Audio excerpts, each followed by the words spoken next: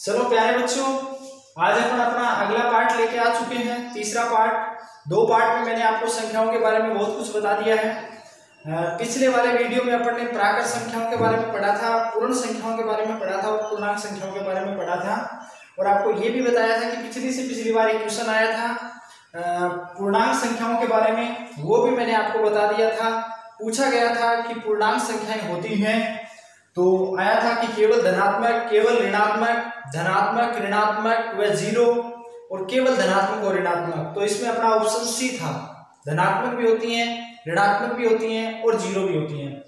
आज अपन आगे थोड़ा सा चर्चा कर लेते हैं। तो अगली अपनी जो संख्याएं आती हैं वो आती हैं अपनी सम संख्या, सम संख्या,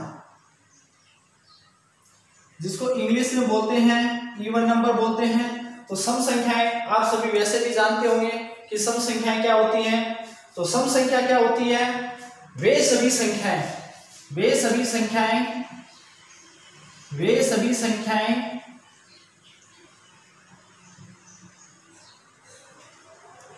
वे सभी संख्याएं जिनमें दो का पूरा पूरा भाग जाता हो, पूरा पूरा भाग जाता हो। तो वे सभी संख्याएं जिनमें दो का पूरा पूरा भाग जाता है वे सभी कहलाती हैं अपनी सम संख्याएं, इवन नंबर कहलाते हैं। जैसे अपन बात करें कि अपने इवन नंबर कौन कौन से हैं, तो बात करें तो इवन नंबर आप देख सकते हो 2 होता है, 4 होता है, 6, 8, 10, 12, ऐसे आप चलते जाओ जिनमें 2 का पूरा पूरा भाग जाएगा। वे नंबर जो 2 से पूर्ण रूप से डिविजिबल होंगे वे सारी की सारी क्या होंगी? अपनी सम संख्याएं होंगी, इवन नंबर होगा अपना। बात करें अपन, अगली बात करें तो अगली अपन बात करते हैं विषम संख्याएं, विषम संख्या, जिसको इंग्लिश में बोलते हैं ओड नंबर, यानी ओड नंबर, ओड नंबर। तो विषम संख्याएं क्या होती हैं? वे सभी संख्याएं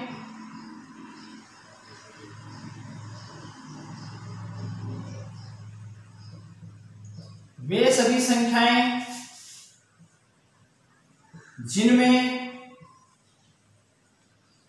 2 का पूरा पूरा भाग नहीं जाता है, नहीं जाता हो। यानी ऐसी संख्याएं जिसमें अगर अपन 2 का भाग देंगे तो कुछ न कुछ अपना शेष बचेगा। जैसे बात करें, 1 की बात कर लें, 3 है, 5 है, 7 है, 9 है, 11 है, 13 है, ये सारी की सारी अपनी क्या है? विषम संख्याएं हैं। जैसे 13 जो है, इसमें जब आप 2 का भाग दोगे तो 6 बार पूरा पूरा चला जाएगा और 1 आपका क्या बच जाएगा? शेष बच जाएगा। तो ये देखो, जब कभी भी शेष पर कुछ भी बच जाए इसका मतलब वो अपना क्या है? विषम संख्या है। और 2 का भाग देने पर अगर शेष पर क्या बचे? शेष फल अगर क्या बचे? 0 बचे, तो वो अपनी होती है सम संख्या, होती है अपनी इवन नंबर होता है। और विषम संख्या क्या होती है? जब अपन 2 का भाग देंगे तो कुछ न कुछ अपना शेष बचेगा, वो होती है अपनी विषम संख्याएं। अपन सोचते हैं कि एग्जाम में क्या सम और विषम से भी क्वेश्चन पूछे जाते हैं, तो मैं आपको बता देता हूं, हाँ, सम और विषम संख्याओं से भी क्वेश्चन पूछे जाते हैं। आपको पूछ लिया जाएगा, सबसे 4 ऑप्शन दे दिए जाएंगे, उसमें बोलेंगे कि 3 से विभाजित होने वाली बड़ी से बड़ी सम संख्या बताइए, ठीक है, 5 से विभाजित होने वाली बड़ी से बड़ी सम संख्या बताइए, विषम संख्या बताइए, 2 से विभाजित होने वाली छोटी से छोटी सम संख्या बताइए। तो वो आपको ऑप्शन के आधार पर चेक करना पड़ेगा। तो ये थी अपनी सम संख्या, विषम संख्या। अब अगली संख्या की बात कर लेते हैं जिससे एग्जाम में सबसे ज्यादा क्वेश्चन पूछे जाते हैं, और वो होती है अपनी अभाज्य संख्याएं, प्राइम नंबर होता है। तो इस प्राइम नंबर को आप अच्छे से समझना। प्राइम नंबर के बारे में मैं पहले से भी बता चुका हूं आपको, आज थोड़ा और डिटेल में बता देता हूं। प्राइम नंबर, तो देखिए प्राइम नंबर क्या है अपने, तीसरी जो अपनी है ये है अभाज्य संख्या। अभाज्य संख्या, इंग्लिश में इसको बोल देते हैं प्राइम नंबर।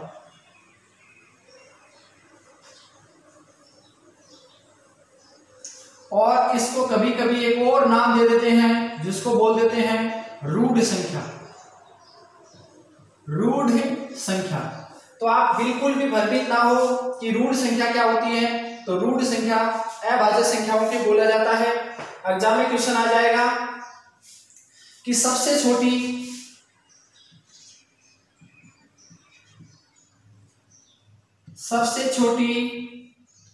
रूढ़ संख्या बताइए। रूढ़ संख्या है,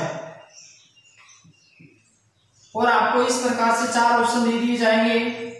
1 दे दिया जाएगा, 0 दे दिया जाएगा, 2 दे दिया जाएगा, और एक आपको ऑप्शन दे दिया जाएगा 3।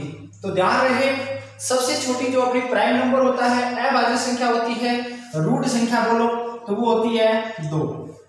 1 की बात करें तो 1 सबसे छोटी क्या होती है, प्राकृत संख्या होती है। और ये जो 0 है, ये जब प्राकृत संख्या में शामिल हो जाती है तो बन जाती है पूर्णांक संख्या। तो इस क्वेश्चन का अपना राइट आंसर होगा सी। तो ऐसे ही क्वेश्चन पूछे जाते हैं, छोटे छोटे इजी क्वेश्चन पूछे जाते हैं, और अपन लोग क्या कर देते हैं, गलत कर देते हैं। तो देखो अभाज्य संख्या क्या होती है, पूछ भी लिया जाए कि अभाज्य संख्या निम्न में से अभाज्य संख्या होती है, फिर अपने पास 4 ऑप्शन बना दिए जाएंगे कि जिसमें 2 का पूरा पूरा भाग जाता हो, 3 का पूरा पूरा भाग जाता हो, या समय का पूरा पूरा भाग जाता हो। तो अपना ऑप्शन होगा समय का पूरा पूरा भाग जाता हो, या 1 का पूरा पूरा भाग जाता हो, या फिर उसका जो फैक्टर है, उसका गुणनखंड है, वो सिर्फ और सिर्फ 1 के साथ ही संभव होगा। तो वो अपनी होगी प्राइम नंबर, होगी अभाज्य संख्या। तो बात करें तो वे सभी संख्याएं जिसमें समय का स्वयं का व 1 का, स्वयं का व 1 का पूरा पूरा भाग जाता हो, पूरा पूरा भाग जाता हो, तो वे अपनी होती हैं प्राइम नंबर होती है, अभाज्य संख्या होती है। सबसे छोटी अभाज्य संख्या क्या होती है, 2 होती है, फिर 3, फिर 5, फिर 7, फिर 11, फिर 13, फिर 17, फिर 19, फिर 23, फिर 29, फिर 31। इस प्रकार जब आप 100 तक चले जाओगे तो आपका 1 से लेकर 100 तक कुल कितनी अभाज्य संख्याएं होती हैं, 25 होती हैं। और पूछ भी लेते हैं, पिछली बार शायद क्वेश्चन पूछा गया था कि 90 से 100 के बीच, 90 से 100 के बीच आने वाली अभाज्य संख्या बताइए। तो 90 से 100 के बीच एक ही अभाज्य संख्या आती है जो है 97। एक बार फिर से और बता देता हूं मैं, 1 से लेकर के अपना जो 25 है, 25 तक अपनी टोटल कितनी अभाज्य संख्याएं होती हैं, 9 होती हैं। 25 से लेकर 50 तक अपनी 6 अभाज्य संख्याएं होती हैं, और 50 से लेकर के 75 तक भी अपनी कितनी अभाज्य संख्याएं होती हैं, 6 होती हैं। और 75 से 100 तक अपनी